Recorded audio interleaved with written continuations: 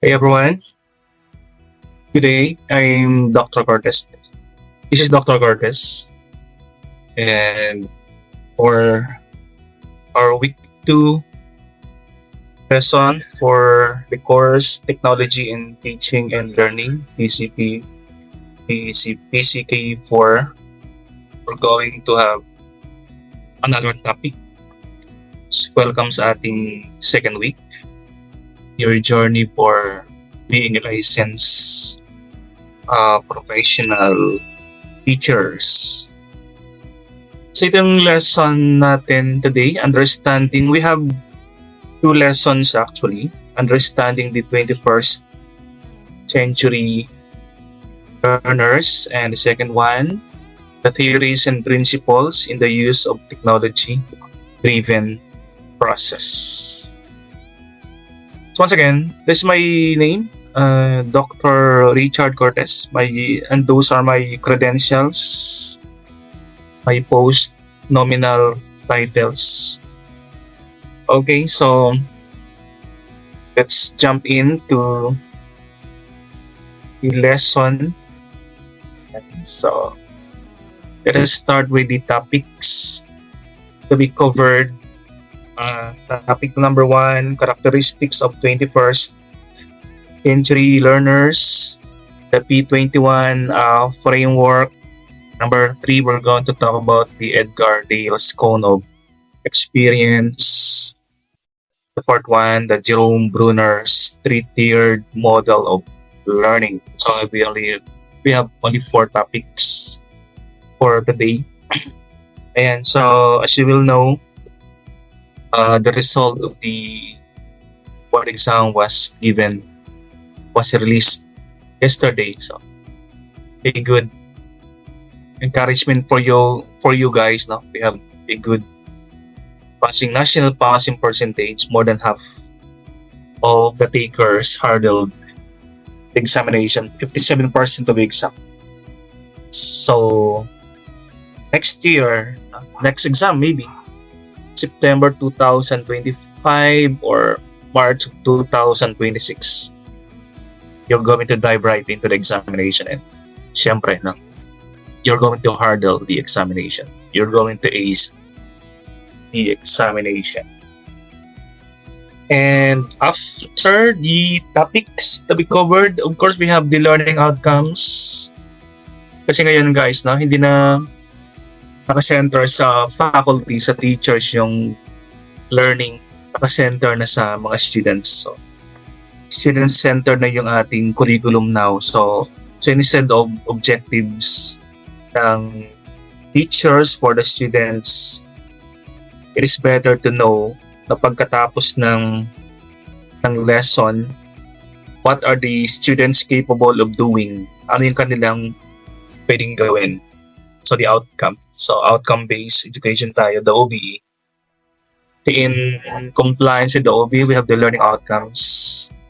Example, we should know the knowledge, the skills, the expertise of 21st century learners. Number 2, examine the learners' characteristics that affect learning. And of course, apply the principles of learning classroom situations to promote effective pedagogy and distinguish the different bands of experience. Ito yung mga theory ni Dale, theory ni Bruner na we're going to talk about later on, and how they are applied systematically in various learning areas. So we are targeting these things for you. Hopefully, after the lesson, kayang gawin. Ayan. Before we start lesson, pwede ba mag-request to pa-subscribe mo sa aking munting channel. Ayan. So, I uploaded this one sa aking munting channel.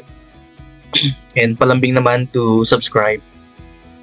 Thank you in advance. Okay. So, the main topic number 1 is the 21st century learners. Ano yung mga skills knowledge, expertise, competence na dapat meron yung mga learners natin. So, pag sinabing learners, it refers to the students of the basic education, the high schoolers, and the tertiary or the college students. No? So, they are the 21st century learners. I love this topic kasi in my dissertation for my PhD, dissertation for my second doctoral, ito yung aking topic yung the skills ng mga 21st century learners sa isang online environment. That is, my topic goes around that area, yung 21st century learners and the online education. And itong framework na to, you can see in your screen, this is the theoretical framework na aking ginamit sa aking dissertation. Itong framework kasi ito, it talks about yung mga skills, the support mechanism sa isang online environment. Kaya ito aking ginamit na theoretical framework. So, a contribution of the faculty, students, academician, school leaders, kaya nabuo itong framework to. And anyway, this framework is not in the country. It did not originate in the Philippines, but in the United States. So, but we're using this framework then. So we title this framework as the 21st century framework, designed or originated by the Partnership for 21st Century Learning. So it is the framework is composed of the life and career skills ng mga students, the learning and innovation skills nila, the forces, the critical thinking, the communication, collaboration, creativity, and the information media skills din nila, the technology skills nila, and of course, the basic subjects na kanilang ginagamit in school. Like for example, the 3 R's. Pag sinabing 3 R's, itong tinatawag nating reading, writing, and arithmetic. Kaya tinawag siyang 3 R's. Mga basic subjects na standard naman yung writing, di ba? Standard naman yung reading and arithmetic. Now, after giving the skills ng mga students, of course, the framework is to be completed by the support mechanism. Example, the standards. Hindi pwedeng yung skills lang, the subjects meron. Dapat may support din from the standard and assessment, the curriculum. Kasi even if they have these skills, pero wala namang proper assessment, walang proper revision, visitation of curriculum, walang professional development ng mga faculty, yung learning environment hindi masyadong conducive to learning. Hindi na masyadong makukuha yung mga skills na yan. Dapat kasama yung apat. And once again, this framework was developed with input from educators, parang collaboration silang different stakeholders, different sectors, kaya nabuo itong framework natin. For example, the educators, the expert, business leaders. So why business leaders? Kasi nga mga estudyante natin, after they are done with their schooling, papasok na mga to So dapat may nag-jive yung skills na tinuturo sa mga schools doon sa mga requirements ng mga industry. So dapat nagkukunay. Hindi pwedeng ito yung skills ng mga estudyante tapos yung skills na needed ng industry hindi dito. So para hindi siya pantay. So dapat dapat in sync yung dalawa. That's why the business leaders are needed. So anong pinag-aralan? Yung skills, the knowledge, the expertise, support system. So ito yung bumubuo ng ating framework for 21st century mga learners na. So moving on. The framework continues to be used by thousands. Sabi ko kanina, it is used in the United States but also abroad. Pag sabing abroad, outside the United States, ginagamit din yan. So, kasama tayo yung Philippines na gumagamit nito. Kaya nga sa aking dissertation, no? Sabi na isang panel, gamitin mo yung 21st century framework. Kaya hinanap ko siya. Kaya yun ang ginamit ko sa aking dissertation. So what is the purpose? Critical kasi sa mga skills sa mga students natin. Critical yung skills, knowledge, mga expertise para maging ready sila sa outside world when they graduated from a college.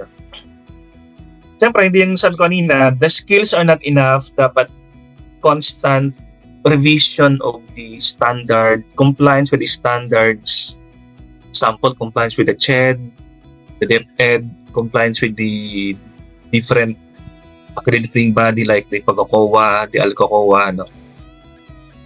And of course, yung assessment. Kasi, although they have the skills, dapat we visit, we control, we evaluate kung yung kanilang mga skills ay talagang, yung extent ng kanilang skills ay na-evaluate natin. Kaya nga sa result ng aking dissertation, I discovered through assessment. I interviewed, I floated questionnaires para malaman ko yung readiness ng mga estudyante. Example, yung estudyante magaling sa yung technical skills na magaling sila doon. Creative, ang kulang nila content development, communication, and collaboration. That was the result of my study. Of course, ang study ko ay may scope naman siya.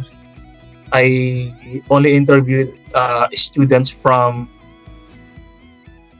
local universities like the Quezon City University, the University of Caloocan, PUP, Parañaque, City College of Parañaque, no? Yun ang mga covered areas. But I discovered na mga estudyante are not good in collaboration, not good in creativity, not good in communication, although they are good in the technical sides of learning. So why we evaluate, why we assess in preparing the students, the graduate students for better prepared to thrive in digitally and globally competitive.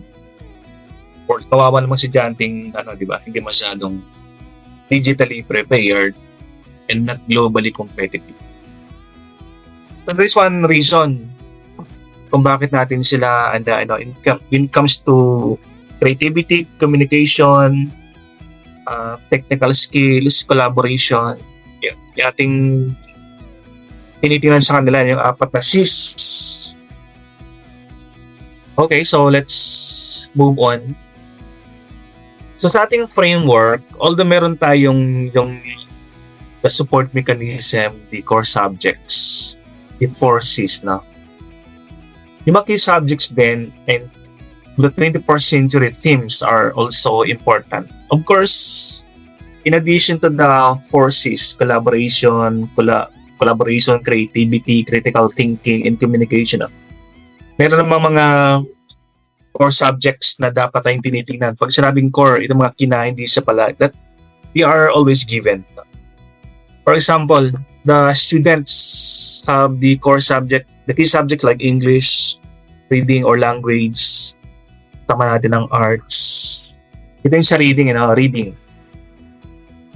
And the arts, and communication, mathematics, pati sa economics din, Kasi, for example, sa mga senior high school, meron silang mga business subjects din Example, principles of management, marketing, and accounting, basic accounting. Meron silang ganun So, they should know how can they contribute to the economy. Example, economic. Mga basic na mga basic na terminology sa economics that they should relate those to their everyday living personally or in business. Example, yung pagbasa nga lang pagbasa lang ng mga foreign exchange. Pag tumataas yung dollars, what is the effect? Pag bumaba yung dollars rate, what is the effect? Pag tumataas sa unemployment, they should know, for example, inflation rate. Hindi lang sa pang-business kaya kasi inflation rate, for example, foreign exchange rate, the unemployment, it affects the students later on. Kahit hindi sila nag-business, kahit they are plain employee. Economically, those basic terminology in economics, they should know. Example, the application, unemployment rate, nagbasa ng Diaryo, sabi ng Diaryo. Di pala Diaryo, no? Diaryo, old school, no? The website, nakita na website. The inflation rate of the Philippines for the month of May is 4%. Para sila, hindi lang nila sinasabi na, so what is the effect of the 4%? So what is 4%? This is the implication of the inflation rate sa kanila mga personal lives, daily, example, employee. Ano epekto ng mga yan? And of course, may mga students tayong inclined in science and technology, geography, history, and government, civic works. Effect, the impact. So they should also be participating not only during election time now. So what is the impact of knowing what are the goings on in the government politically? Kasi nga, ang isang individual is surrounded by the macro, the micro environment. Example, yung macro, the government, political, economic, demographic, legal, environmental, no? This is the impact of those environment kasi. And lastly, this one, no? The community, the civic works, community building, community involvement ng mga estudyante natin. Schools are doing community involvement. Elementary, high school, universities, they are involved in community development. So, isang estudyante rin dapat ganun. Isang student hindi naman nag-aaral lang Example, mga faculty. You guys as faculty later on, may tatlong ginagawa isang faculty. Nagtuturo, nagre-research, tapos nag-community service. Civic works are important sa ating mga academician later on. Kasi we should not be we have this is our corporate social responsibility. Butulong tayo sa nakapalibot sa atin. Okay, so hoping that you are listening sa ating part. So, ito yung mga key subjects na kasama dun sa ating framework. So, I am putting on here yung ating framework para you are reminded that you are talking about the framework. Ayan. So, itong key subjects, no? Kaya nga, you are talking about the key subject kasi kasama sa framework. Ito yung naka-rainbow na kulay green. Yan, sa part ng ating framework. Okay, so let's move on. In addition to the key subjects, okay, students, faculty must also promote understanding of academic content at much higher level by weaving 21st century interdisciplinary themes into key subjects. Example, guys, no, yung global awareness natin. Students, faculty should have global awareness. Ano bang pwedeng gawin sa Why faculty, students should be aware globally? Kasi we have the ASEAN, no? We have the ASEAN 2017. Starting 2017, we have the ASEAN. So we are part of a bigger community like the ASEAN. Kasi ASEAN, sa lecture nga kanina, sa isang seminar kanina, no? In Asia daw, if I may read the result of the lecture, globally, sige, not globally, pero ASEAN, in the ASEAN context, ASEAN level lang. Ano ba yung mga latest ASEAN level? So, let me see dito sa aking kanina. Sa result ng seminar. Ito. Kasi attended a seminar kanina globally, not globally but Asian. Education to guys Kasi yan context. Ang Pilipinas daw is 6th lowest in both mathematics and reading. 3rd lowest in science, for lowest Second to last in creative thinking. Second lowest is Southeast Asia. So ganun kababa yung yung performance ng Philippines. Kasi yan context hindi pa sa global, pero palagi na sa kulelat. Kumbaga, wala sa unahan, wala sa gitna. Doon tayo sa tail end ng survey, ng ranking. Kaya nga, global awareness, what are the goings on? Ano bang nangyayari? Kung nagbe-benchmarking, we will not know na kulelat ang Pilipinas. Kala natin tayo inagumunan, kala natin bagay yung mga estudyante natin. Pero, kulelat pala. Example, sa global awareness, we should know the diverse culture. Kasi hindi na uso yung later on, meron ka mga classmates na hindi lang Filipino. No? In one of my university, we cater to foreign students. No? We accept students from, example, Solomon Islands. We accept students from Papua New Guinea. And later on, these students will be working in a environment na diverse ang kanilang mga employees. No? Kasi maganda sa isang company, mga diverse employees. Yung may diversity and inclusivity. Kakahalo Asian, Japanese, Chinese. No? Maganda yun So we should know the diverse culture, religions, lifestyles na nakakasama natin. Later on sa school, later on sa ating mga work environment, kasi para we can't avoid those things, we can't avoid kasi meron talagang magiging kasama tayong ibang nationality. Secondly, financial, economic, business, and entrepreneurial literacy ng mga students. Sabi ko sa isang survey ang mga estudyante Pilipino, elementary nag-gardening. Yung mga counterpart na sa Japan, elementary, nag-negosyo na. Nag-entrepreneurship na, no? Nag-programming na. Ayan. So, financial literacy, example, lang to, simpleng, not only in financial management ng isang company but financial, personal finance, managing finance, managing wealth ng mga estudyante. Natin, sa bata pa sila dapat tinitrain sa personal. Hindi pang negosyo not necessarily pang negosyo mga financing, but personal finance, managing wealth, diba? Managing expenses, yan. Having this entrepreneurial mind, hindi naman porke elementary pa lang, hindi natuturuan negosyo, diba? Kasi nga si Warren Buffett nga bata pa siya, nag-negosyo na siya.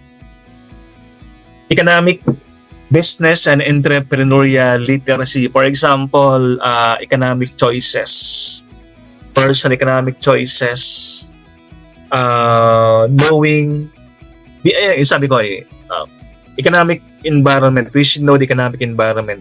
How does it affect the lives of the students?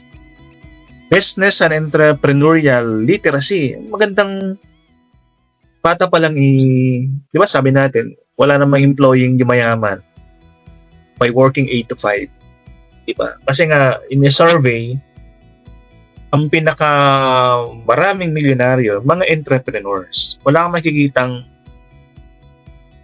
employee Kaya they are being trained. They should be trained in entrepreneurial literacy. Example, starting up a business, developing ideas, being innovative. Yan. Yung mga skills na mayroon mga basic skills ng isang entrepreneur. Innovative, risk taker, starting up, business, ideation, developing ideas. Of course, we have the number 3, the civic literacy, civic life through knowing how to stay informed ng mga nakapalibot sa atin. Helping the community. No man is an island. We can't survive without being involved in community service. Kaya meron tayong Kaya nga sa college meron tayong NSTP, di ba? The CWTS, Civic Welfare Training Service. Estudyante being trained. I don't know if kung kayo lahat ay nakastart ng NSTP. No? Kasi when I was in college, wala pang NSTP dati. Wala pang Civic Welfare Training Service. But maybe some of you, starting 2001, you have NSTP subjects. Maybe iba wala siguro yung NSTP na, but estudyante natin, mga dito sa school, sa BMC, no? College students are once in a while, they go outside, do gift giving, civic works, mass feeding, ayan, tumutulong sila sa kwan eh. Sometimes they invite people from the barangays, from the community, surrounding barangays na to come over to the school and ayan, subject of the community service ng school as part of NSTP. Ayan. And after the latest civic literacy, important din yung health literacy. Ako, I just heard sa news na in Singapore, Thailand, na Hong Kong, yung COVID nag-start na naman kumalat. Hong Kong, Singapore, Thailand. Okay. So, sa Pilipinas, wala. Kasi walang checking. Diba? Kasi sa Hong Kong, Thailand, and Singapore, regular lang checking ng COVID. Kaya madili madidetect. Sa Pilipinas, wala. So, paano mo na madidetect kung wala kang checking? So, pwede mayroon ng COVID ulit sa Pilipinas, kaya lang walang checking. So, we should be involved. You should know health literacy, example, preventive. Sabi nga di ba, wag palang iasa sa sa government yung ating health. Dapat personally, mga estudyante pa lang, di ba? Personally, make it a habit to be aware ng health. Yung paglagay nga lang ng face mask, di ba? Iba hindi na naglalagay para ako nagsushoot pa rin ng face mask eh. Kahit walang COVID situation. Ayan. So, preventive physical and mental health measure. Yung health, hindi lang to physical but also mental. Kasi yung word na health is generic na. Pwede siyang physical, emotional, and mental. Ito survey, no? Nabasa ko lang naman ito eh. In year 2030 daw, the number one killer ay hindi na yung physical, hindi na heart ailment, but the number one killer in 2030 is connected to mental health. Depression is the number one killer. Mga health, mga related to to mental health, yung magiging number one cause of mortality. Kasi we know today, di ba, ang number one is of course heart ailment. But time will come na mental na raw yung magiging causes. So, kaya may tayong tinatawag na mental health, di ba? Students should know how to manage their mental health, depression, well-being, especially sa mga estudyante, di ba? Like high school, mga teenage students, rampant yung depression daw sa kanila. And number 5, environmental literacy. Hindi lang civic, hindi lang health, no? Okay. Example, taking care of the environment, yung waste segregation lang eh. That is part of environmental literacy. Knowing or be involved or being aware of environmental issues. Yan. So, hindi lang pang adult yan eh. At elementary pa lang, di ba? Kaya nga sa mga schools, merong proper segregation of waste. Doon pa lang yung discipline of segregating the waste. You should know where to put your trash. May tatong garbage bin, di ba? Parang kulay blue, red, yellow, and green. Yun. Training yun eh, di ba? Sa kanila. So 1, 2, 3, 4, 5 are also part of, hindi lang mga core subject, but also part of the skills na dapat meron mga estudyante natin. Okay, and let's move on. part din ng ating framework, the learning and innovation skills. Mga estudyante natin. First one, we have 4 areas na sa learning innovation skills. Creativity and innovation. So ito yung 4 na C na sinasabi natin na part ng framework. So lahat letter C, no? Creativity, communication, collaboration, critical thinking, problem solving. Dun sa aking research, sabi ko kanina, yung mga faculty daw, in the context of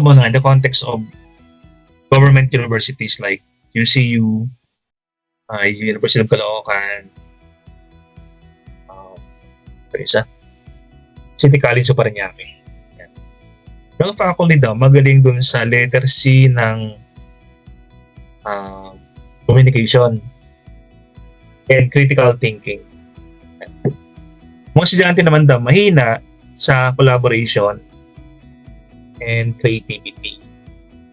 Yan, dun sila mahina eh. So the first one is creativity and innovation.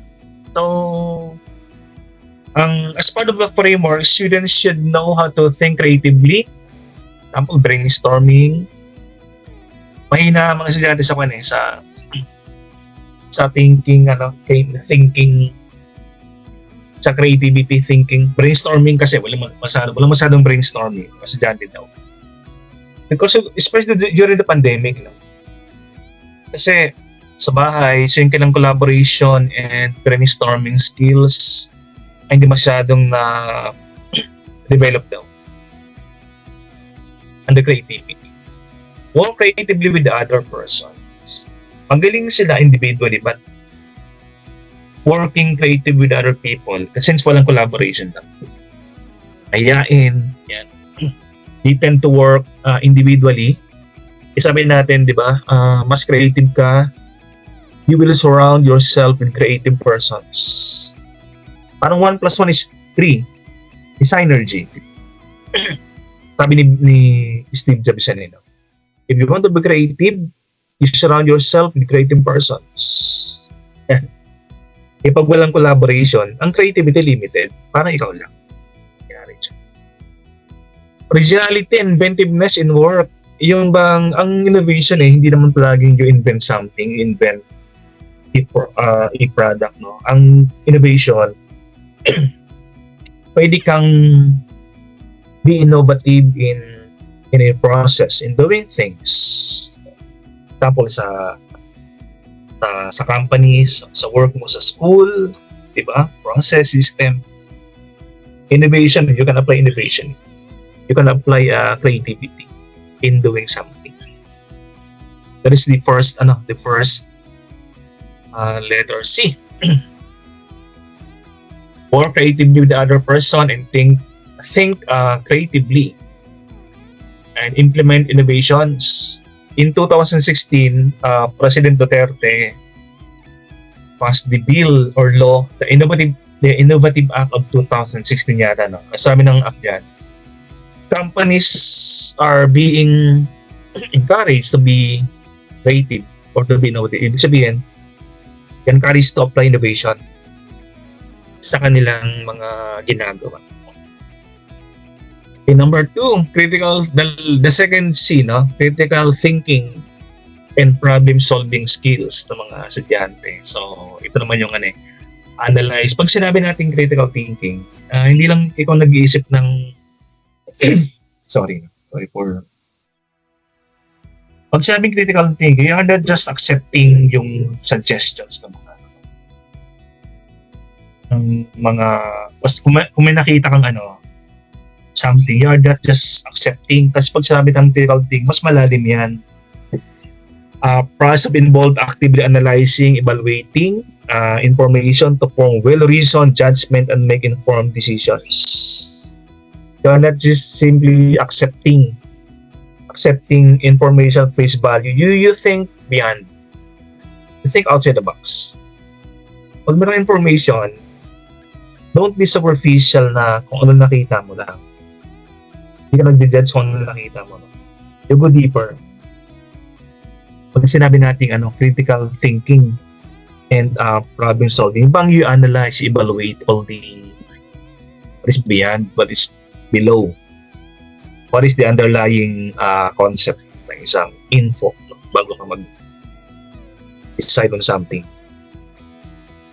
And under this one, example, critical thinking, problem solving. Ito lumalabas sa board exam, no? Pag tayo nag-thinking, pag nag-reasoning tayo, may dalawang klaseng reasoning, the deductive and the inductive reasoning. Ito yung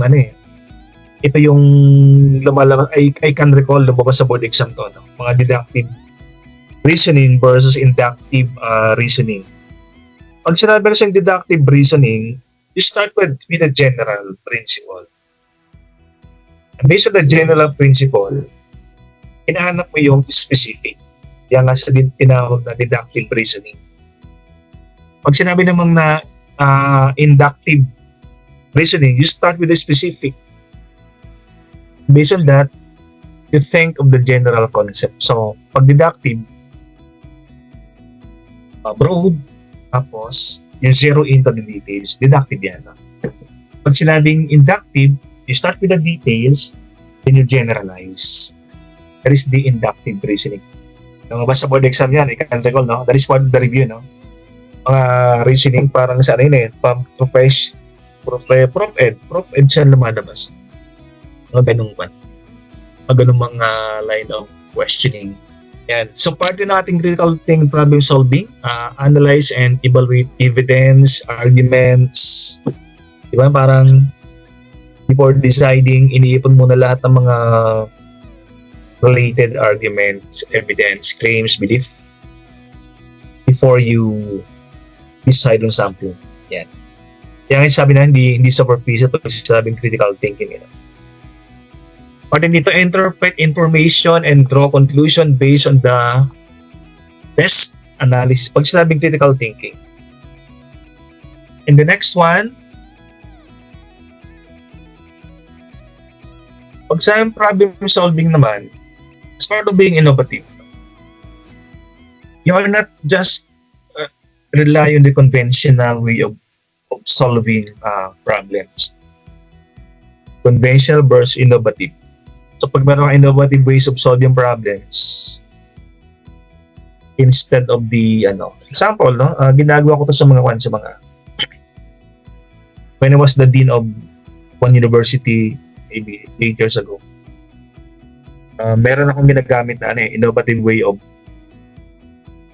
reprimanding yung mga subordinates. Di ba ang traditional way, papatawag mo yung subordinates or students sa loob ng room, right away, you reprimand.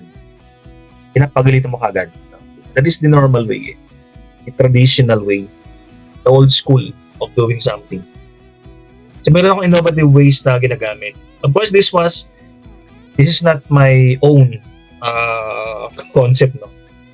Hindi naman ito sarili ko invento, but I am just copying this one. Innovative way. They call this the sandwich method or the 3 C's of reprimanding students. Example, pag may pinatawag ka daw students, yung ginagawa ko, hindi ko napagalitan kaagad.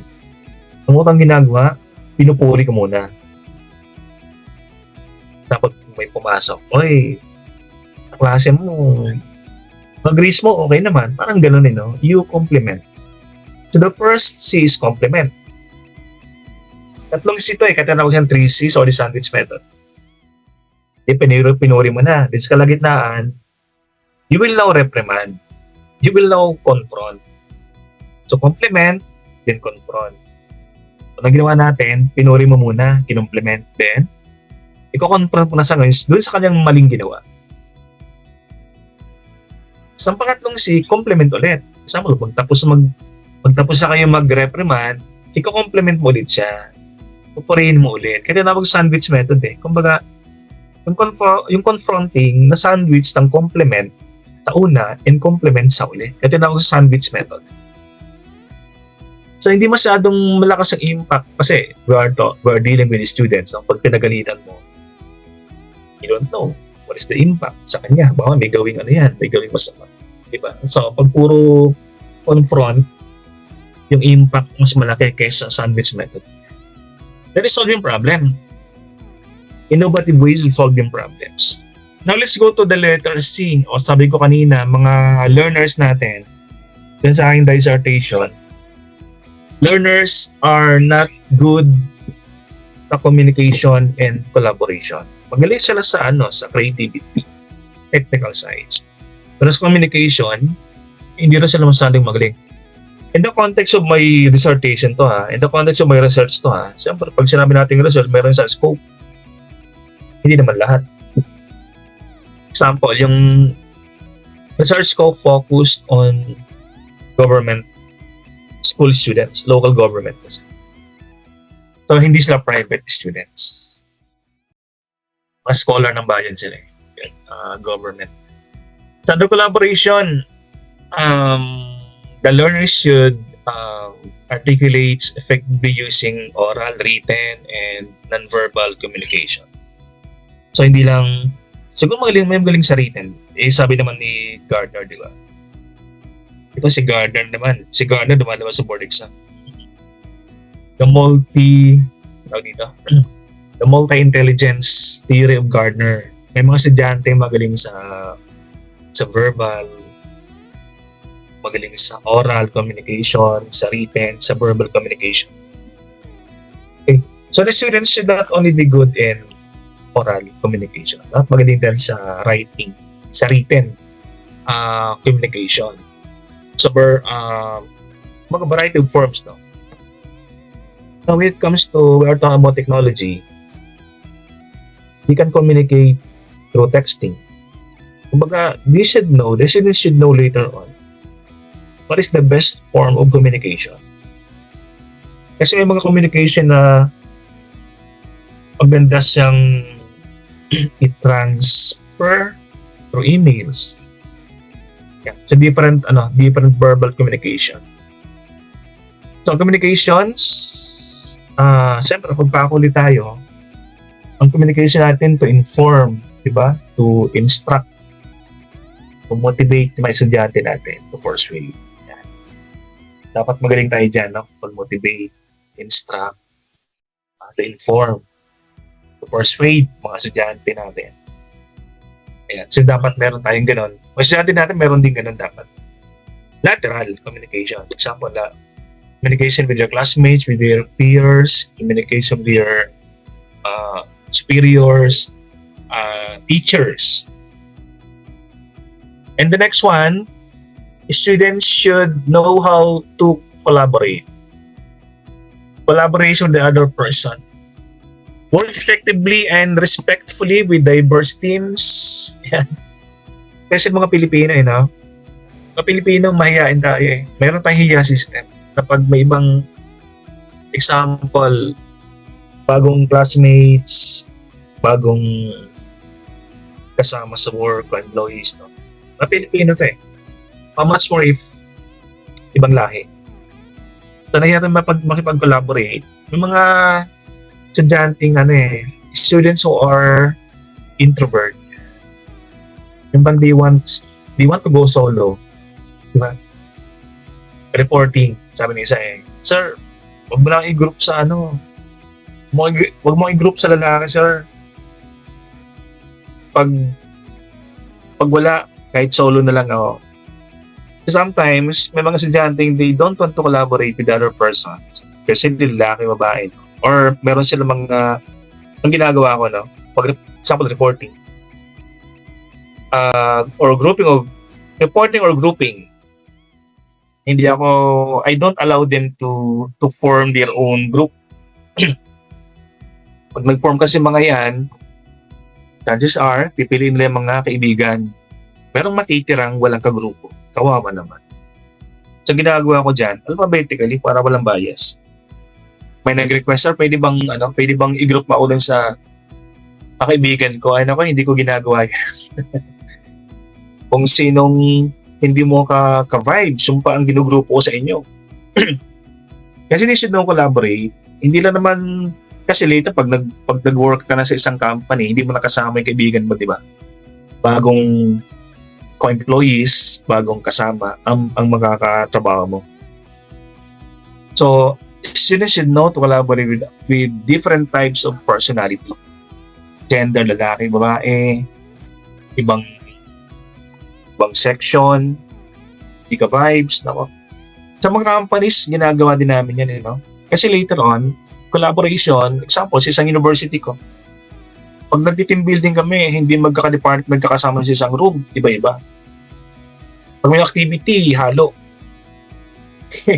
Minsan nga sa isang company ko dati, no? Team building, this happened maybe 20 years ago. 20 years ago. Kung sinong kaaway mo o hindi masyadong kabate sa loob ng school, yun ang ginagawang roommates. Example, narinig ng dean, no? Dean namin, dalawang faculty, hindi masyadong nag-uusap. Yung ginagawa niya, yung dalawa, ginagawang roommates. So, di don't have a choice, kundi mag-collaborate. Pagbalik namin sa school, yung dalawa, okay na. Nowadays, you can collaborate. Example, research, no? Kahit malayo ka, you can collaborate. Ang uso ngayon, research, collaborate. Example, we have itong ginagamit nating platform, MS Team. You can collaborate with other people kahit hindi ka magkasama physically. That is the beauty, that is the feature of MS Team. Diba? Pwede kang magdagdag, pwede kayo magkasama. Matalang dati, pag may gawin yung research, mag-overnight kayo. At i-combine yung ginawa nyo, no? Ngayon, hindi na. You can do collaboration kahit magkalayo kayo kasi mayroon tayong MS Team na ginagamit. We have the platforms na ginagamit. Ayan. Okay, so let's move on. Okay ba kayo? You can have a water break habang nagbabasa nito. Okay, kasama din sa platform natin, information, media, and technology skills na dapat meron din yung ating mga learners. People in the 21st century technology, yan, marked by characteristics, yung mga tao daw, yung ating mga learners to, they are marked with the following characteristics. Number 1, access to and abundance of information. Ako po, ang sarap nito, no? By the way, if you have not heard this one, ang age, di ba mayroong Stone Age, Ice Age, Metal Age. Yung age daw natin ngayon tinatawag na Information Age. Information Age. Sa dami ng info, at the tip of your hands, at the tip of your finger, no? Nasa dulo ng finger mo yung mga info, ang dami, no? Abundance of information. Kaya ngayon, mga teachers tulad natin later on, no? Hindi na tayo nagtuturo sa kanila, we are now just facilitating. Hindi natin tinuturo knowledge sa kanila. Okay? And minsan nga, we don't spoon feed to them the knowledge. Hindi na tayo, ganito yung history, hindi na. Ang binibigay natin siya na yung link na lang.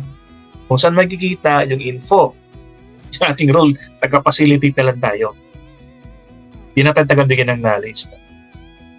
The question is, ngayon, sa sobrang dami ng information daw, the question is, paano nila magagamit? Saan nila gagamitin yung information? How to use the info? Yun ang ating role taga-facilitate. Sabi ko nga mas marami pang alam mga yan sa atin kasi tayo, nagtatrabaho, isang araw, we're working. Kasi dyan hindi nagtatrabaho. So they have all the time to browse the internet. Paghapon, magdamag. You can imagine it, no? Paghapon, nagbabrowse sa internet. Magdamag, nagbrowse sa internet. They have all the time Tayo, babrowse tayo sa internet pag meron tayong time. So paramihan ng browsing hours, mas marami mga estudyante. Kaya ang dami nilang mas nakikita. Secondly, rapid changes in technology tools. Ang bilis. No? Dati ginagamit natin Skype. We started with using Skype. Ngayon, hindi na. Zoom, and later on. Hindi na tayo gagamit ng Zoom. May ibang mga technology na gagamitin. We are now using Grammarly. Ayun, iba na rin ginagamit tayo. We are using Turnitin, we are using Philbot, we are using ChatGPT. So meron tayong mga apps dati na hindi na natin ginagamit. Dati we download, dati we watch movies. Ngayon, tawag dito, sa Netflix, no? Yung streamline na yung mga movies, no? Hindi na tayo nag-rent. Yan. Number 3, the ability to collaborate and make individual contributions on unprecedented scale. Ayan. So, kaya nga kahit sa bahay ka, working from home, you can do your work, di ba? You can still collaborate with other people. Kasi time will come, guys. Sa akin, I'm teaching sa grad school Ateneo di Cagayan. I'm teaching changes and innovation na subject sa mga Doctor of Business Administration. Sabi ko sa kanila, I shared to them na time will come, more people will be working at home. Ay isang challenge sa isang company how to manage those people working from home. Kasi they can work from home, they can still collaborate. May mga tao mas productive pag nasa bahay daw sila. Kasi nga, take this from an example, no? From Quezon City ka, you're working at Makati. You will travel for 2 hours one way. Pagdating sa Makati, sobrang toxic na, no? Parang hindi ka na masyadong productive. Pagod ka na. May mga taong pag-ising sa umaga, habang nagko-coffee, nagtatrabaho na. So umaga-umaga, mas fresh pa yung mga utak nila. So mas creative daw sila, mas productive. They can collaborate more. Okay, no? Okay. Now, under this topic, take note guys, no? Nasa framework pa rin tayo ng P21, Kasi itong information, media and technology skill is still part of the framework. And under this one, meron tayong information literacy. Example, access information efficiently and effectively. Yan, mga students natin literate pagdating sa information. Yung tamang oras, yung bilis pa. Yung bilis ang kanilang pag-download, pag-access sa mga ng mga info. And siyempre dapat yung mga sources effective. Hindi naman lahat ng sources ay they should know. One of our rules is to tell them ano mga sources ang credible.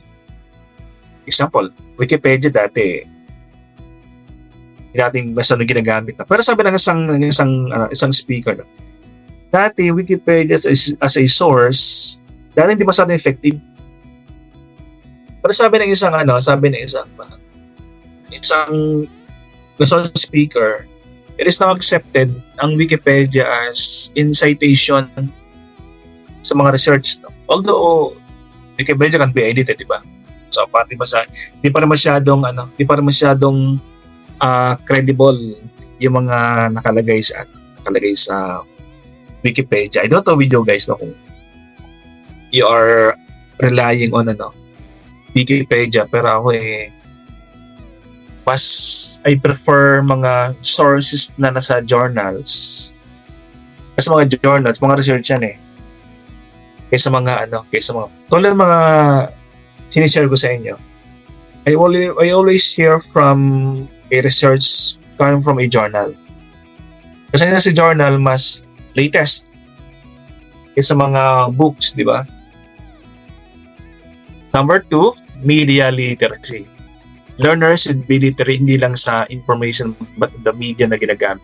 For example, understand both how and why media messages are constructed and for what purposes. Different media have different functions na ginagamit. Tapos sabi ko kanina, email ay may gamit.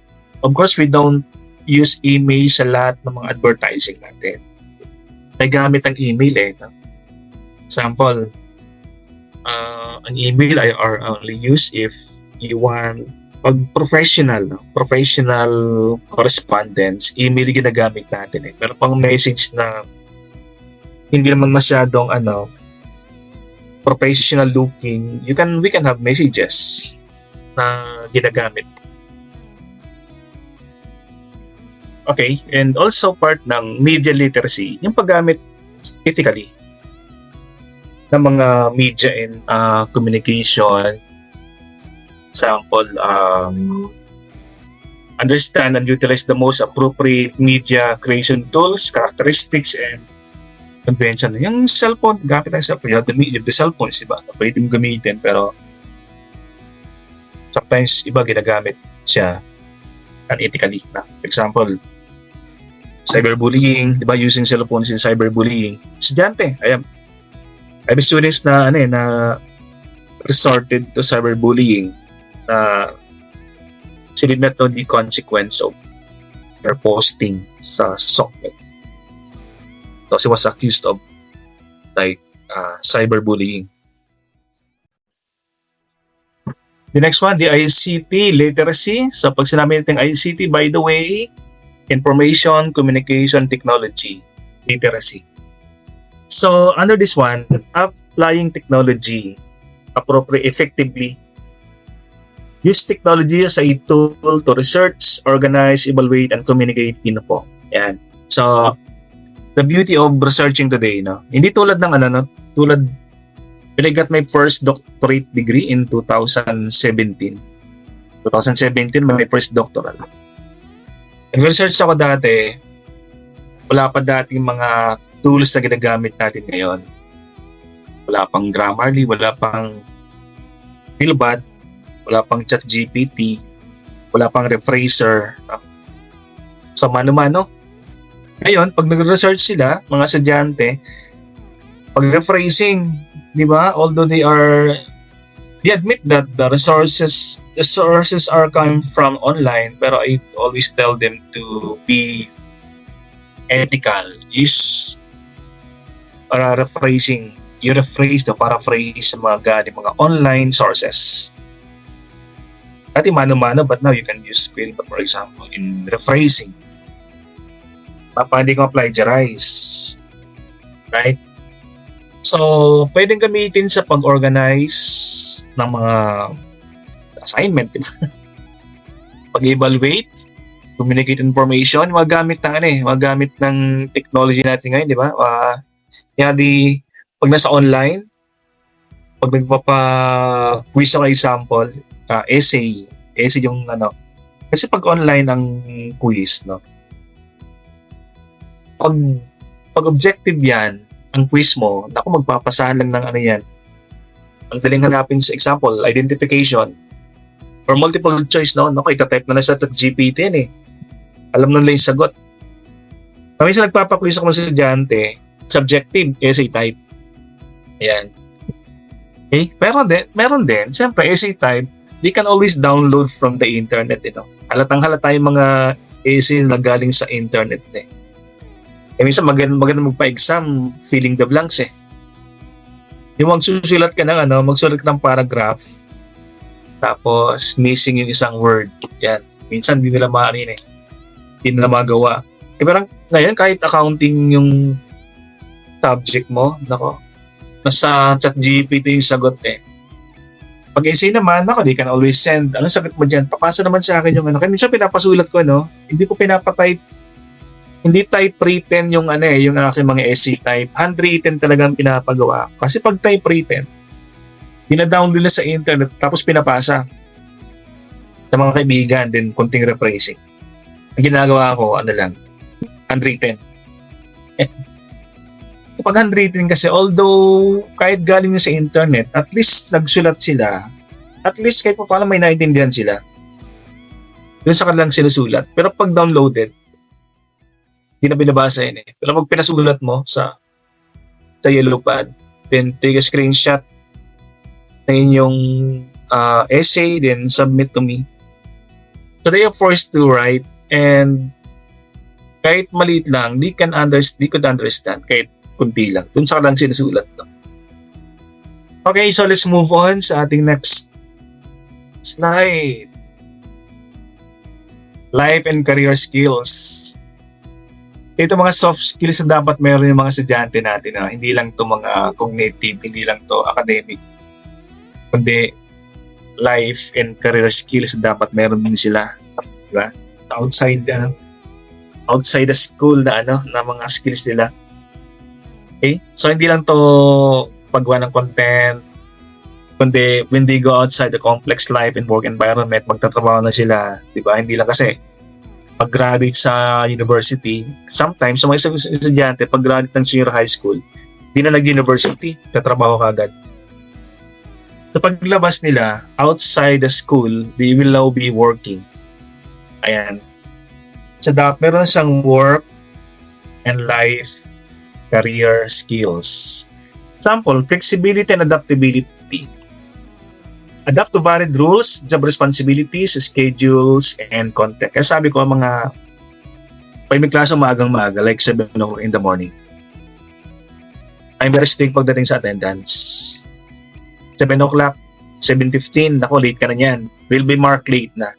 7 o'clock, 7:15, late na. Kasi sabi ko sa nila, kasi nga, pag nagtatrabaho ka na, may banding clock na, hindi lang to check ng attendance, kundi pag nag-banding clock at tapos late ka, nako, may bawas sa sweldo. Magkaka-memo ka pa sa iyong 201. Diba?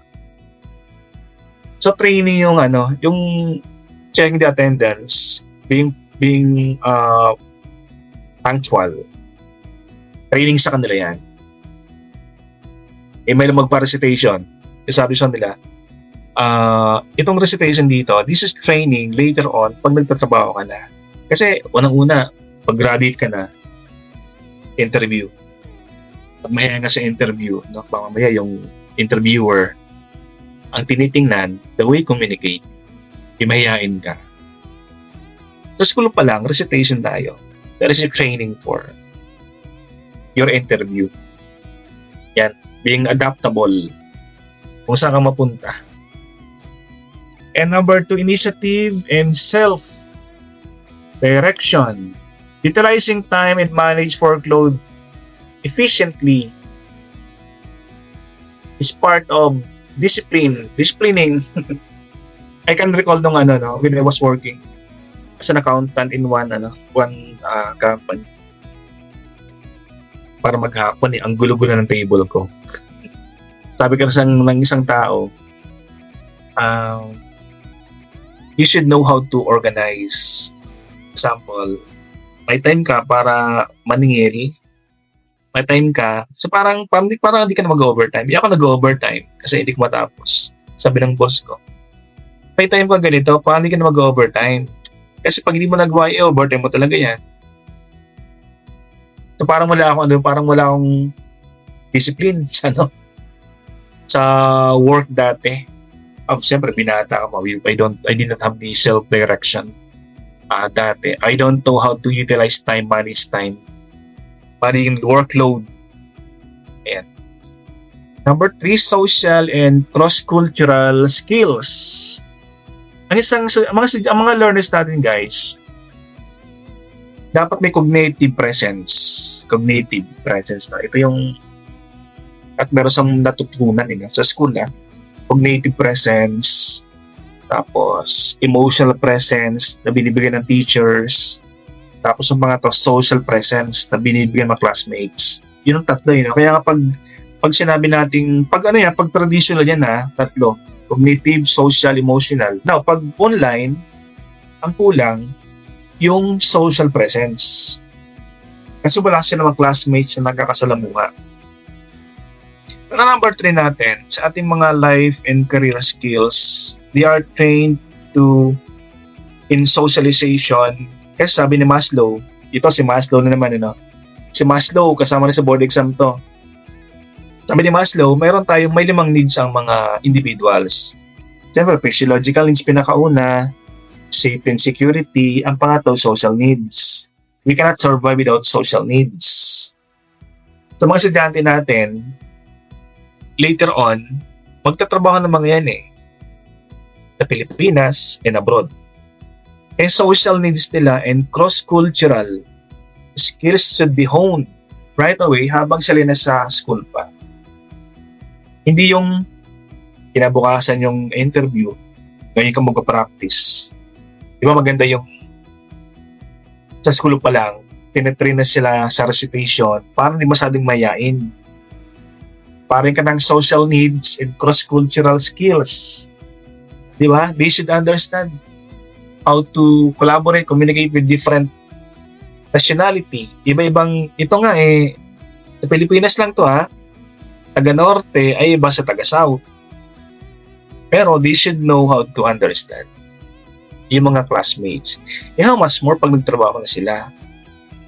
Pag nagtrabaho sa Japan, Korea, China, iba-ibang iba-ibang nationality, iba-ibang culture, right? Siyempre, Japanese, Indian, pag sa Indian sa Pilipinas, pag tumatango, that is affirmative, right? Pilipinas pag tayo nagsishake ng head, that is negative. Iba paano pag sa India? Diba sa India ganito, hindi mo alam, affirmative or negative. Ganun. Pag sa Japan, mga Japan, hindi ba sa nagsasalita? You can't read the Japanese kung anong gusto nila. Akala mo, okay na. Akala mo, approve. Yun pala hindi. Kasi nakangiti. Yun pala hindi. Diba? Number 4, productivity and accountability ng isang estudyante. Work positively and ethically. Yung kanilang work, dapat if they are doing something responsible, they should own the process. Yung kanilang ginagawa ay dapat ay talagang hindi lang to ginagawa kasi may grade, but they should own the process. They should be accountable din sa kanilang ginagawa, di ba? Para pag nagtrabaho na sila, they should own the process. Right? Example, under productivity and accountability. Product result, work positively and ethically, multitasking, manage time and project effectively. Itong multitasking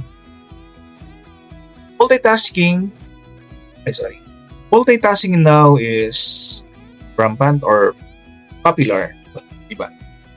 Because of technology, pwede tayo mag-multitasking. Kasi sa bilis ng ating ginagawa na example. Ito lang dati, nagta-typewriter ka, diba? Yun lang talaga ang yun lang talaga ang ginagawa, mag-type. Kasi pag nagkamali ka, ulit. Ngayon, hindi na, nagta-type ka, pwede kang may kausap sa kamila Diba? Pag nagkamali ka, i-delete mo lang. You can do multitasking. You can do 3 jobs, 3 tasks at the same time. Nag-email ka, nasa meeting ka, di ba? Di ba nasa meeting ka, nag-iinig ka, nag-email ka, nag-uusap ka sa phone. Di ba? Tapos yung laptop mo, dalawa, may Excel sa kabilang side, tapos nag-email ka sa kabila. Di ba? Tapos nag-recording ka pa ng minutes of the meeting. To multitask because of technology, no? And siyempre, now, yung may mga job, may mga task now na redundant na siya. Para saan tinatanggal na mga job. Kasi those can be done ng isang tao. Example, yung task ng isang sa company sa company. Yung task ng isang secretary can be done by the bookkeeper. Or yung task ng bookkeeper can be done by the secretary. So, may mga task na tinatanggal na. Mga redundant na, di ba? So, sa mga school natin, sa schools, students can do multitasking. Di ba? Kasi, sa school, may dalang laptop. Di ba? They can do 2 tasks at the same time. Example, writing an essay, at the same time browsing the internet. Di ba? So, they can do multitask while listening. So, dati natin ganun Number 5, leadership and responsibility. So, students should be trained ayun pa lang as leaders na. Use interpersonal. Yan. Sabi ni Howard Gardner, the multi-intelligence theory. Sabi ni Gardner, as ang individual, marami siyang intelligence. May verbal, may logical, may musical, may creative, may magaling sa interpersonal, magaling sa intra-personal. So mga students natin, hindi lang siya magaling sa intra, yung self. He's also good in interpersonal and problem-solving skills. Yan. There is a responsibility, interpersonal. Magkikisalamuha sa mga different classmates or to the teachers, superior. Kasi yung isang estudyante, it communicates with the teacher, with the classmates, at dun sa content, dun sa lesson. Ganyang ginagawang communication. When it comes to leadership, luma na yung mga leadership na democratic, autocratic, luma na yun. Mga usang leadership theory ngayon, transformational, transactional, visionary leadership, mga reflective leadership, yan, mga delegative leadership. Yung mga usong yun, leadership. Pero ang gustong leadership yung transformational. Our students should be trained na hindi makasarili. Okay? Kasi ang isang student leader daw na isang transformational, he should transform yung kanyang mga subordinates na katulad niya. Ito na isang transformational. Yung bang the students should multiply herself or himself para meron sa mga kakampi. Para hindi niya dominated yung yung responsibility. Maganda yung nagmo-multiply ka, di ba? Kung anong alam mo, ituturo mo. Right? Expertise, tinuturo mo yan. So, guys, yun ang laman ng mga skills. Now, let's go to the support system. Sabi natin sa ating platform or framework, kasama din yung support system. Ibig sabihin, yung mga skills na binanggit natin, the 4Cs, the technology, the literacy, the core subjects, hindi siya mag-prosper kung walang support system. Kung baga sa isang environment, mag-prosper yung mga skills na yon kung meron, for example, na standard na ginagamit yung school. Example, standard ng CHED, standard ng DepEd. Diba? Kasama yan sa kwan Example, we are good in technology, pero meron tayong sinusunod na ICT framework. Okay? And number 2, support system, dapat we should always refer to the framework or the 21st century skills na listahan. Itong framework na ito. Although they know these skills, but they should always refer to this framework. The learners and the teachers. Yung pangatlong support system natin, the 21st century curriculum and instruction. Kasi yung skills natin, dapat sabayan ng pag-revise, pag-revisit ng mga curriculum. Example, sabi ko sa isang school ko, tanggalin natin yung internet marketing. Kasi social media is dead. Palitan natin ng AI marketing. Kasi AI ang ginagamit ngayon, hindi na social media. Yan. So yung tawag natin pag-revise ng curriculum para makasabay sa skills. Siyempre, hindi lang skills dapat ang nagbabago, kundi curriculum din. And instruction. The fourth support system, 21st century professional development ng mga teachers. Pwede bang mga estudyante nag-improve? Siyempre, mga teachers din, di ba? Nag-improve din tayo. Parang sabay lang Pag di natin ginawa number 4, unahan tayo ng mga learners natin. Dapat we should be 10 pages ahead ng ating mga learners. And number 5, 21st century learning environment. Wala naman silang gana talaga yung mga skills na yan kung yung learning environment ay hindi masyadong conducive to learning, example, mainit, facility hindi masyadong maganda, walang library support system, or meron mang library hindi masyadong not sufficient, facility, mga technology yung ginagamit, example, computer laboratory, hindi masyadong updated. So wala din. So dapat itong 5 yan ay present para ma-achieve natin yung P21 21st century skills. Okay, let's move on. Tingnan natin ko kung next natin. Ito si Edgar Dale pala. Edgar Dale. Ito guys, lumalabas din to sa sa board exam. O ngayong araw, dami na natin na pinag-aralan mga tao, si Abraham Maslow, di ba? The Hierarchy of Needs, Abraham Maslow. Howard Gardner na binanggit ko kanina, The Multi-Intelligence Theory. Pangatlo si Edgar Dale. Ito yung yan daming pag nag-review sa board exam, ang daming mga taong pag-aralan.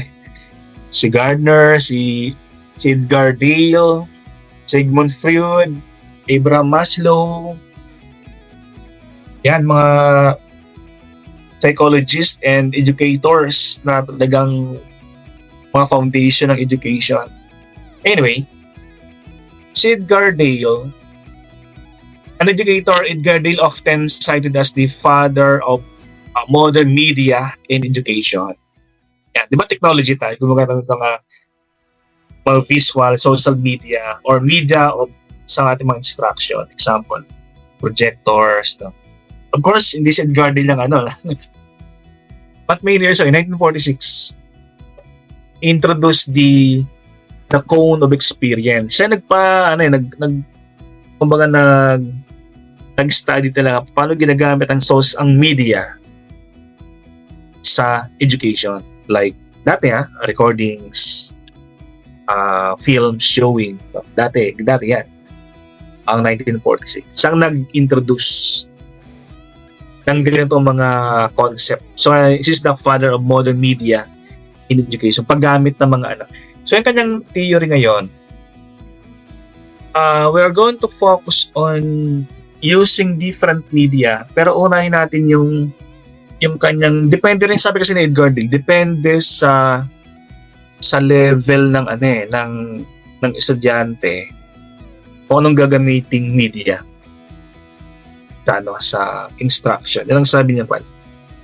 Sa the cone of experience, ito ay we're going to talk about this one kung ano yung mga bagay na pwede nating gamitin, mga media na pwede nating gamitin sa ating mga estudyante.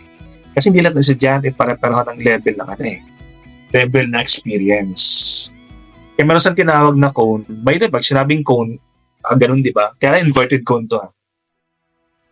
Ganun siya. Okay? So let's go to Edgar Dale. Tandaan nyo guys the cone of experience ay si Edgar Dale ang nag-introduce.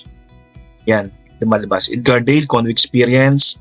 Howard Gardner, multi-intelligence theory. Abraham Maslow, hierarchy of needs. Yan. So ito yung ni Edgar Dale. He developed this one. This theory was developed in 1946. And he revised this in 1969. Ito yung the Edgar Dale theory, or we call this the cone of experience. Or sometimes we call this the pyramid of learning. Cone siya, kaya lang baliktad na cone. No? Cone ng ice cream, pero baliktad siya. Inverted, tawag natin siya. Okay, sabi ni Edgar Dale, ang learning daw is from abstract to concrete. Okay? Pag abstract, ito yung nasa taas na. Pag sinabing abstract, ito yung masyadong malabo pa, hindi masyadong general. Pag sinabing concrete, ito yung mas general na siya, na parang mas malinaw na, no? Pag sinabi natin concrete versus abstract. Itong nasa taas ng abstract, ito yung sinabing concrete. So, depende sa ang ating ginagamit na media ay iba-iba. May pang-abstract, mayroon pang-concrete. So, may mga media na pag ito yung ginamit mo, abstract ang labas, meron ding concrete ang labas. So, yun ang idea ni The cone emphasizes the importance of varied learning experience for effective learning, from direct participation to symbolic representation. May abstract learning, merong concrete learning. So example, dito sa kanyang cone of experience, no.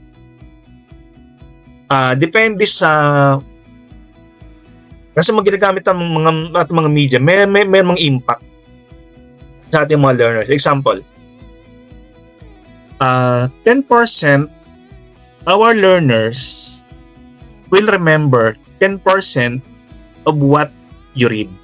Pagbasa daw, pag nagbabasa mga learners natin, 10% ay natatandaan nila. Pagbasa lang ha. Ibig sabihin, abstract yan. Kasi, yan ang pinakamababang pinaka-abstract na learning, yung reading lang. Kasi pag reading lang, 10% lang ang iyong naalala.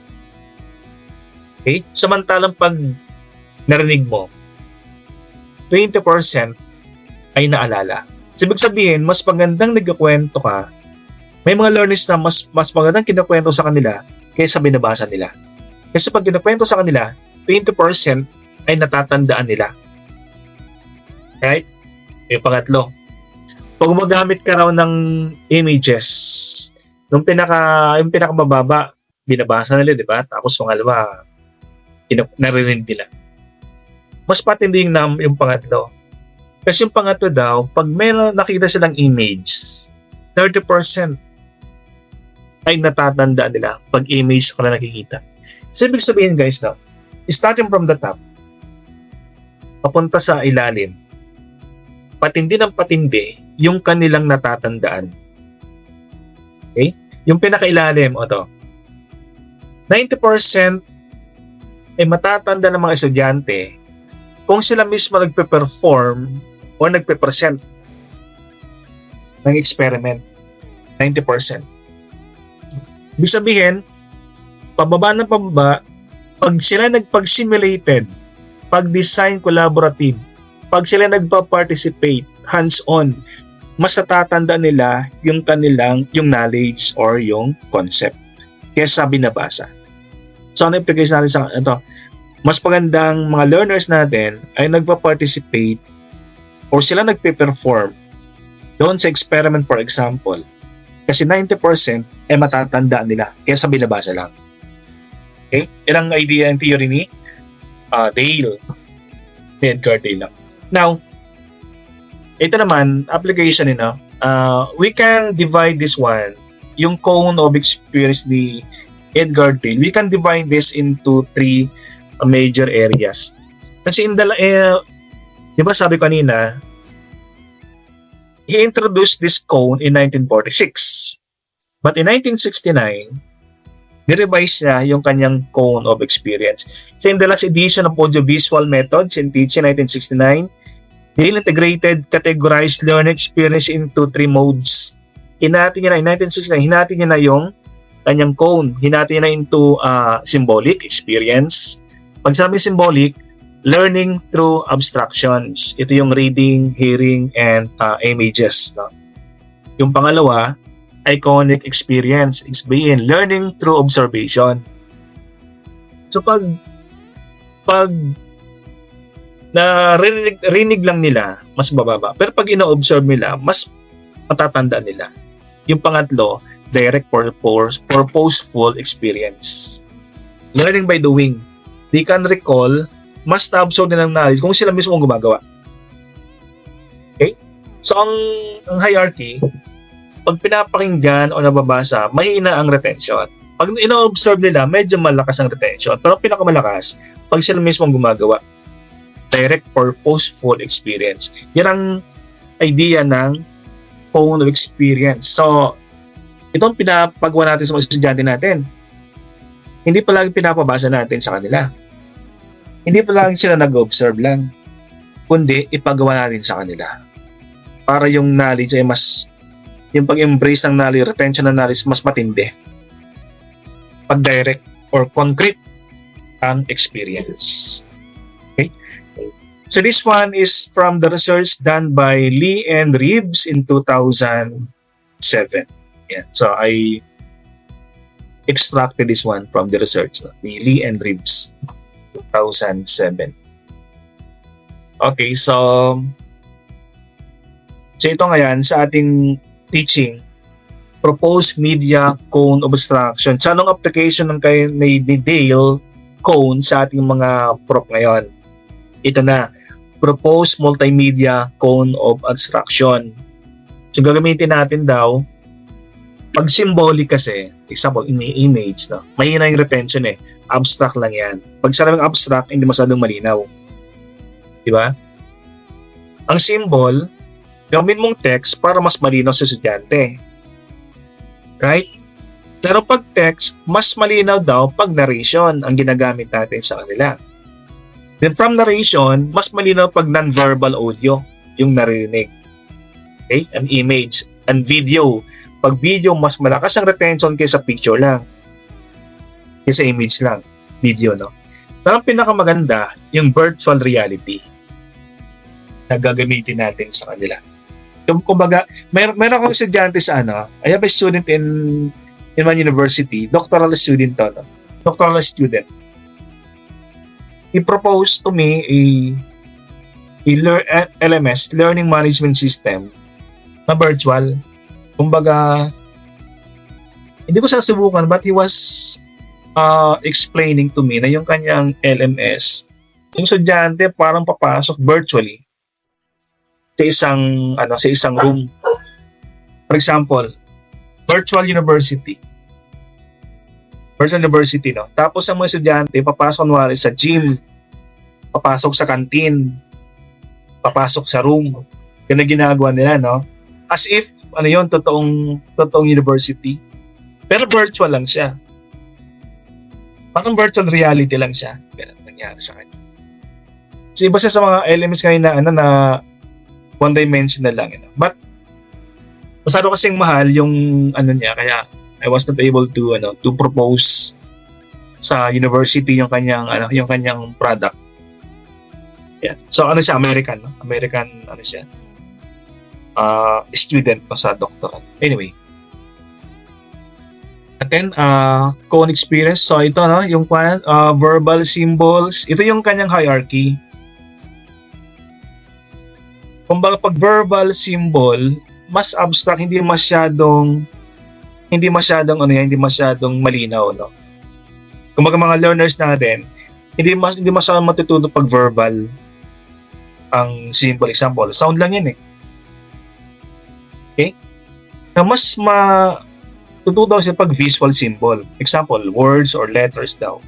Isang visual mas maganda kaysa verbal.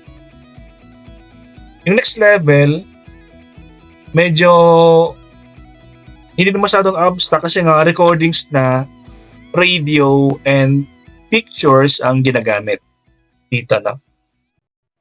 And sa number 8, ang idea dito guys, no?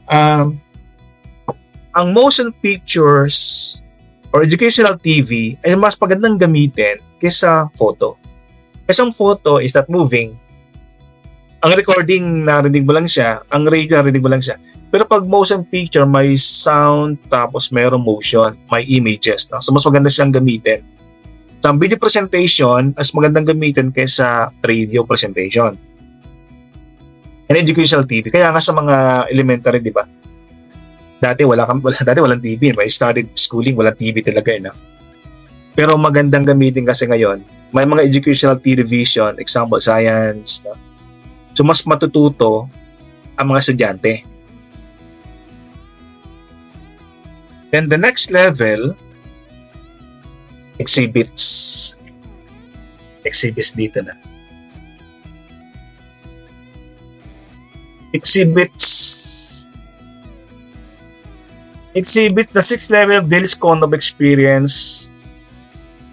Ito ay hindi na masyadong abstract kasi nakikita na natin. So para sa parang slowly nagiging concrete na pag-exhibit, hindi tulad dati na hindi tulad dati na recordings lang, motion picture, parang pag TV kasi or movie, parang abstract pa rin siya kasi hindi ka makarelate. Di mo sa nakikita in person, pero pag exhibit daw ang ginamit natin sa mga as mode of instruction, mas concrete na siya kaysa movies and images. Kaya lang, limited para exhibit kasi exhibit for eyes lang eh. For your eyes only, kumbaga nakikita na ng mga estudyante. Parang hindi sila masyadong, although may mga exhibits na they can interactive exhibits na, pero limited pa rin ang mga exhibits. So, kaya nga ang exhibit ay nasa number 6 pa rin. Ibig sabihin, hindi pa sa masyadong concrete na mode of instruction sa ating mga estudyante. Right? So, from exhibit, meron tayong number 5 study trips. Ito, you will notice guys na pababa, we are moving away from abstract instruction at lumalapit tayo sa concrete. Pag sinabing concrete, mas maganda siyang gamitin kasi nakikita ng estudyante yung instruction para sa part na siya ng experience. Di tulad dati na exhibit or movies, pinapanood lang nila yun eh. Right? So from number 6, let's go to number 5. Study trips better than exhibits. Kasi yung study trips daw, sabi ng mga in-interview, study trips offer the sights and sounds of real-world settings. Exhibit, walang sound. Visual, pero walang sound. Walang real-world setting, pero ang study trips, meron. The main activity focuses on observing from the sidelines aside from occasional opportunities to participate. Ito kaya nga, we can't remove yung mga field trips. At kahit dito sa BMC, may mga field trip mga estudyante dito. Example, last time we went to Ilocos para siyang almost 3 days na study trip. Kasi nga, merong benefit ang field trip or study trip na ganito.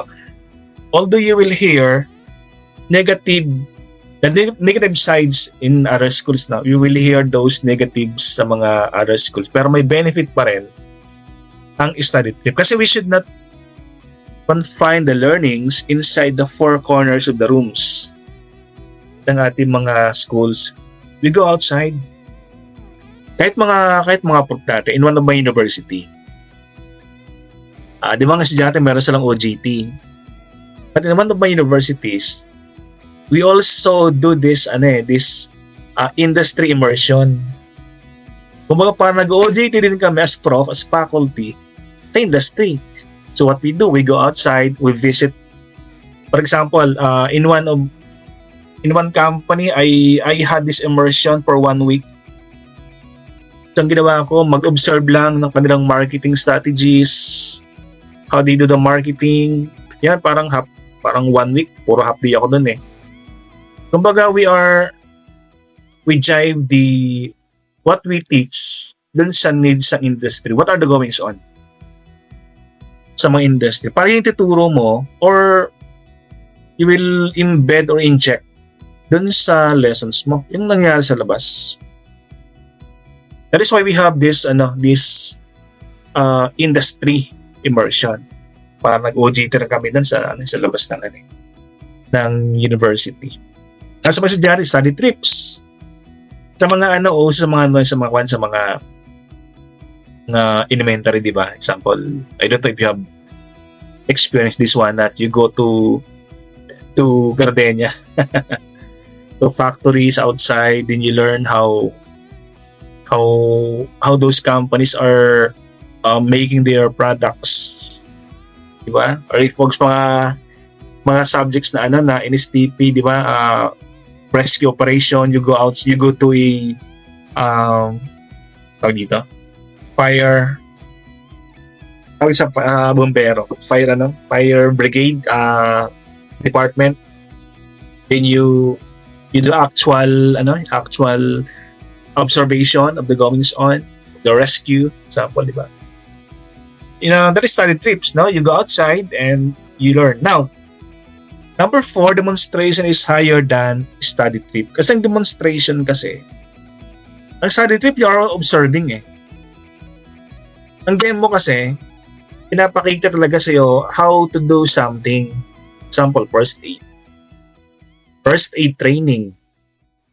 Pag binabasa mo lang siya, kinukwento lang, you don't appreciate, pero pag dinemo sa'yo, mas natutunan mo. Pero hindi palaging siyempre mga tao pa rin na iba pa rin yung, it is not a guarantee na pag dinemo sa alam mo na. Siyempre iba yung kaya mong gawin dun sa pinapanood mo. Pag pinapanood mo, kala mo kaya mong gawin, pero pag pinapagawa, hindi mo pala kaya. Number 3, so you will notice guys, pababa na yung pababa, ibig sabihin, paganda ng paganda, or paganda ng paganda, mas effective habang tayo bumababa sa number 1. Dramatized experience. Ito pinapagawa sa mga estudyante ko, sa example sa the subject is human resource management interview, so that you will experience how to be interviewed o how to interview. Pinapausa na sa klase yung actual interview process sa isang company. Yan. The number 2, the contrived experience. Itong contrived means hindi siya natural. Contrived is parang artificial experience. A real world, kaya lang parang ina-alter mo, parang mayroon kang binabago na konti. Itong parang sa itong example sa yung sa mga napapanood natin sa YouTube, yung mga social experiment. Iba real world situation, pero experiment siya. Kumbaga may binabago ka doon. Kaya sinabi isang controlled experience. Anyway, mga estudyante natin, mga learners natin will learn from these things. Ang pinakamaganda daw, pinaka-concrete na instruction is the direct purposeful experience. Ito yung estudyante mismo ang gumagawa or nagpe-perform. Although, per subject, may mga subject na number 1 ginagamit. Example, sa PE. Direct purposeful experience. Example, bilang tinuturo. Di tulad dati na sa yung pandemic. Ang subject swimming. Ang subject PE is walang face-to-face. So, parang tinuturo lang sa Iba talaga yung ikaw ay mismo din sa swimming pool, tapos pinapag-aralan mo talaga. Yun talaga ma-retain yung knowledge. Yung knowledge sa'yo. Anyway, so that is from Dale, direct purposeful. Current application of the cone. Paano ginagamit ngayon? Sabi ni Dale, hindi naman palaging abstract ang gagamitin natin. Hindi rin palaging concrete. Ibig sabihin, hindi palaging reading and hearing gagamitin natin. Hindi rin palaging direct or exhibit or dramatization experience. Sabi ni Dale, combination. So instead, Dale suggested that teachers like us should balance combinations. That is the word. Combinations of concrete and abstract learning experience. Kumbaga yung 11, once in a while, ginagamit natin yun depending on the learners, depending on the subject na ating hinahandle. Kasi pag puro concrete, parang di na tayo matututong mag-generalize. Kasi ang abstract, generalized. Okay? Pag puro abstract naman, pag puro generalization naman, we might forget how to teach concretely. Sabi niya, combination. Kasi pag concrete, talaga magastos. Hindi naman palaging example, hindi naman palaging field trip palagi, hindi naman palaging dramatized experience, hindi palaging demo kasi may cost involved. So cost, for example, cost is a hindrance kung bakit hindi palaging concrete experience sa ating gagamitin. Alangan ng puro field trip, So magastos na. Alangan ng puro demo. Pag demo, may mga expert na nagde-demo, so binabayaran mo yan. Hindi lang pwede palaging araw-araw. So combination ng ating ginagamit. Okay, so before we go to the next one, mag-joke time muna tayo. Yeah. Icebreaker. Important guys sa mga learners natin. May icebreaker tayo. Kasi pag I have noticed this one. Joke time. Sabi na isang teacher, teacher tayo, di ba? Sabi na isang teacher. Sino mga idiots dito sa room? Idiot means mga Tagalog, mga tanga. Sorry for the word, mga tanga, tatanga-tanga, di ba? Sabi ng teacher, meron mga tatanga-tanga dito? Sabi niya, magtaas ka ng kamay o tumayo. Sabi ng teacher sa mga estudyante niya. Walang tahimik. Walang nagtataas ng kamay. Isang freshman, sabi niya, nagtaas ng kamay, tumayo. Itinang siyang teacher, bakit? Tumayo, ibig sabihin niyo, idiot, ibig sabihin niyo, tatanga-tanga. Tanong niya, so why do you consider yourself an idiot? Tanong ng teacher. Sabi sa estudyanteng nagtaas ng kamay, hindi naman talaga ako idiot, hindi naman talaga tatanga-tanga, no? Kaso nakita ko, nag-iisa ka nakatayo, sinamahan na kita. Diba, that is a good one. Anyway, kasi nga guys, no, sa mga students natin, I have noticed this one, na pag puro lesson ang ating ginagamit sa klase, may mga estudyanteng nabuburyong, no? Boring sila. Kaya ginagawa ko sa I start the classes, pag mga reporting, I require them to have icebreaker muna. Ayan, first part of the report, icebreaker, it could be presentation nila, may kakanta ba sa inyo? Ayan. Meron pa kayong pa-games, meron pa kayong word games or board games. Minsan, exercise, no? Meron silang exercise, magsasayaw muna sila. All the class para siyang muna exercise, sayaw muna, parang Zumba. Ayan. Before they start. Kasi nga, important yung yung hindi monotonous yung klase natin. Alright, so after Edgar Dale, I will introduce you to Jerome Bruner. So ang kanyang theory is the Bruner's three-tiered model of experience. So Jerome Bruner, this is Jerome Bruner, no? It is the actual Jerome Bruner. Harvard psychologist, he devised his own version of the cognitive experience. Kumbaga ginamit ng Bruner yung theory ni Edgar Dale. Yan, ni-revise niya. Ang kanyang ginamit, tatlo lang. Threefold lang. Parang sinimplify niya, parang pinagsama-sama niya.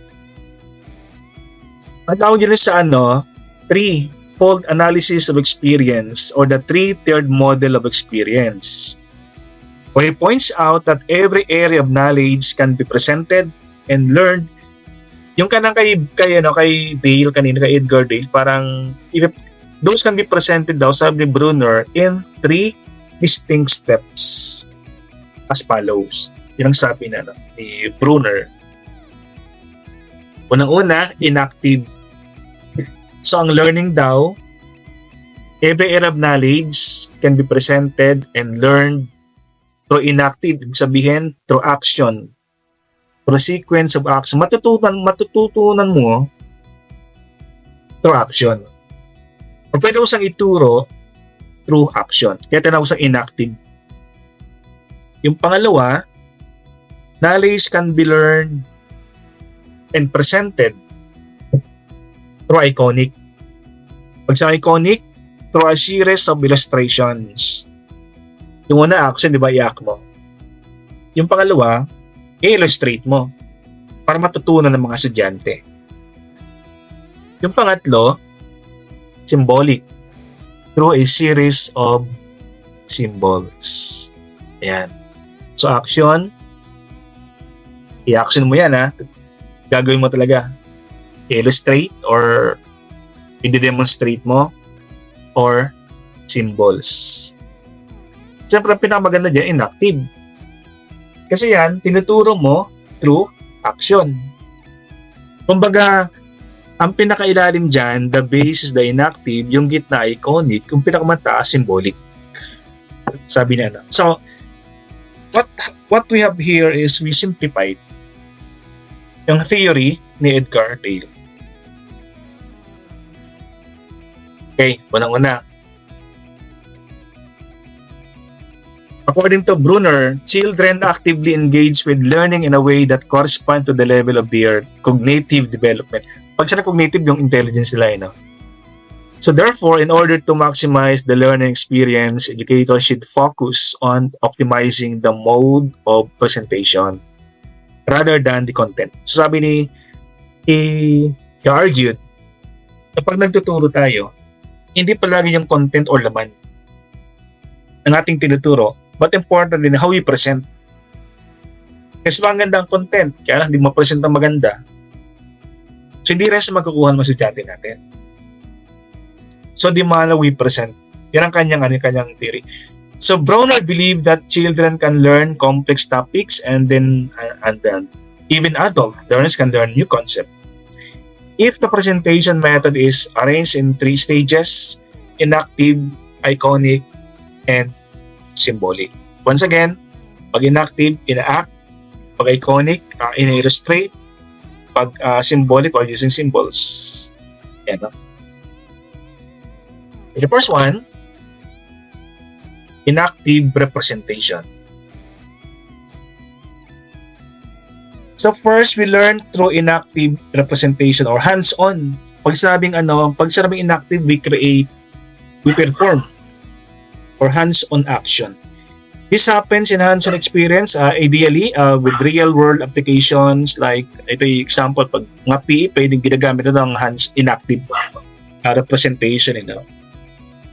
Example, sa mathematics. To divide 4 by 2, 2 students learn to cut a cake into 4 slices. So in action, hindi to verbal, hindi to board. Okay? Hindi tayo gumamit ng symbols, tayo gumamit ng numbers. Tayo gumamit ng words. Actual. Cake. Parang Montessori na. Montessori style. So each can eat one now and bring home later. Okay? So, action, no? Ginawa yung pag-divide. Kaya tinawag natin siyang inactive.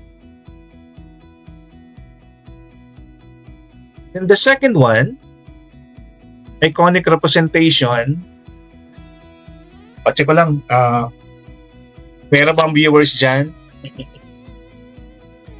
Kasi pag online klase, the teachers don't know if they're still talking to somebody. Kapag ako'y nag-lesson, I ask them if they can open their cam so that I know that there is still somebody sa room. Pag wala baka ginagawa ng iba. The second one, the iconic representation. Iconic, guys, illustration. Step 2 is iconic representation, learning with images. We now link our memories of the experience to iconic pictures. So yung kanina, may cake na actual. Ito naman, students are asked to draw a cake that was cut into 4 pieces. Cake pa rin siya. Kaya lang, hindi na siya actual cakes. Hindi na actual hinati, but illustration. Example sa board, no? You draw a cake, then you divide. Natawag sa iconic representation. In the third one, symbolic representation. So last comes symbolic representation. We now use the images we internalized earlier and turn them into abstract language like numbers, mathematical symbols. So 4, hindi na sa drawing, di ba? Instead of dividing into 4, we're now using 4 as the digit na 4. And turn them into abstract language such as mathematical symbols using a little bit of retrospection. We can easily solve the problem. This last phase is also called the language-based. So pag inactive, action. Pag iconic, drawing. Pag symbolic, or using language. Language-based like words, letters, or numbers. Yeah. That is from Jerome Bruner. Tandaan nyo guys si Jerome Bruner. Okay, so ito as tandaan nyo lang guys, sa board exam, si Jerome Bruner, he introduced the scaffolding nga pala, by the way. Jerome Bruner introduced the scaffolding, and hindi pala introduced, but Jerome Bruner was the first one who coined, the person who used the word scaffolding. Ito lumalabas sa sa may scaffolding, scaffolding theory. Pag sinabi scaffolding theory, di ba, pag isang building, pag may scaffolding, pag meron kang tinatayong building, may mga metal frames, di ba, to support the building. Pero pag sa education, pag sa scaffolding method, teachers provide temporary support to help students learn new concepts, gradually fading this support. So habang pag isang estudyante daw ay hindi pa masyadong alam yung lesson, yung teacher sa una tinutulungan, support. And gradually, hinahayaan niya na siya hanggang matuto yung estudyante. This is scaffolding. And the first person who used or who coined the word scaffolding is Jerome Bruner. Siya yung unang gumamit ng scaffolding sa education.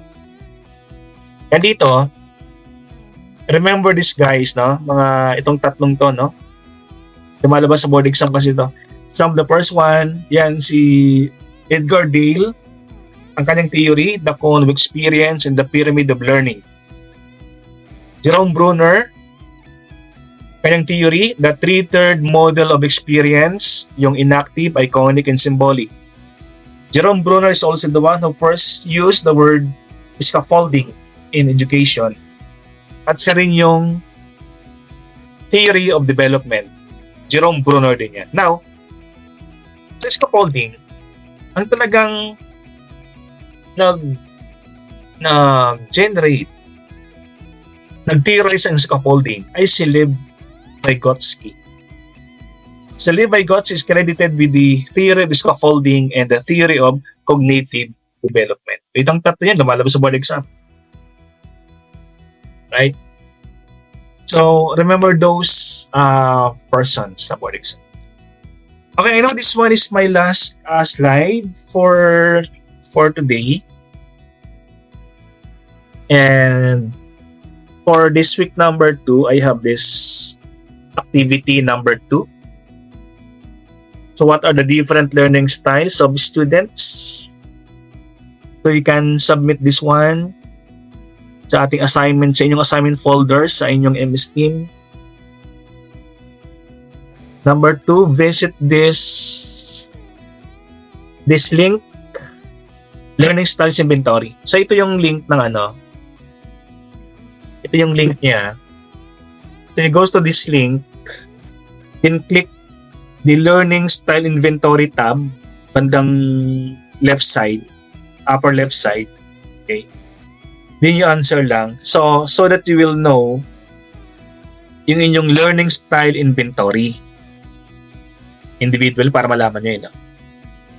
Then pag nagawa nyo na siya, pag natapos nyo na siya, take a screenshot of the inventory, yung result, take a screenshot, then upload in your assignment folder sa inyong MS Team.